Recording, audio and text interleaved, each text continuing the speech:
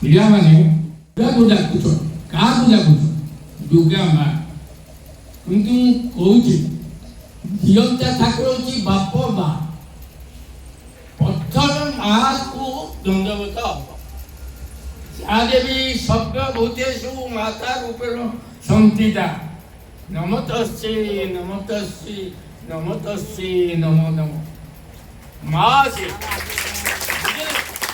ମାକୁ ପ୍ରଥମେ ନମସ୍କାର ହବ। ଗୋଟେ ପୁଅକୁ ବାପ ମାରୁଛି କିନ୍ତୁ ମା କଣ କରୁଛି? କାନ୍ଦି ପକଉଛି।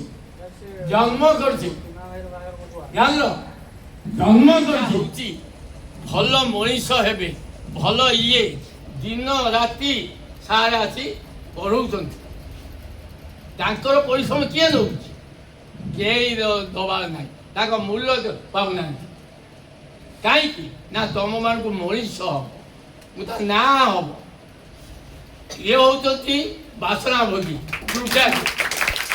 କିନ୍ତୁ ମା ବାପ ହଉଛି ସ୍ୱୟଂ ଦେବତା, ସ୍ୱୟଂ ଦେବତା।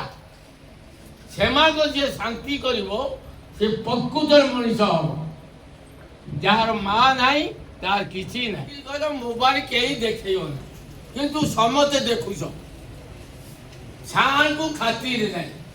ପ୍ରଥମ ଗୁରୁ ହଉଛି କିଏ? ବାପ ମା। ତାପରେ ଗୁରୁ। ଗୁରୁ ଏ ନମ୍ର ଗୁରୁ ଏ ସାକ୍ଷାତ ଈଶ୍ୱର ଭଗବାନ।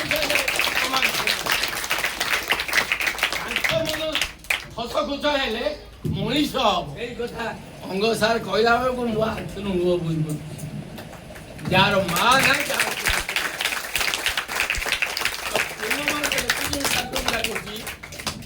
ମନ ଦେଇ ପାଠ ପଢି କିଏ ଅଫିସର, କିଏ DSP, କିଏ କଲେକ୍ଟର ତମ ମାନେ ହବ।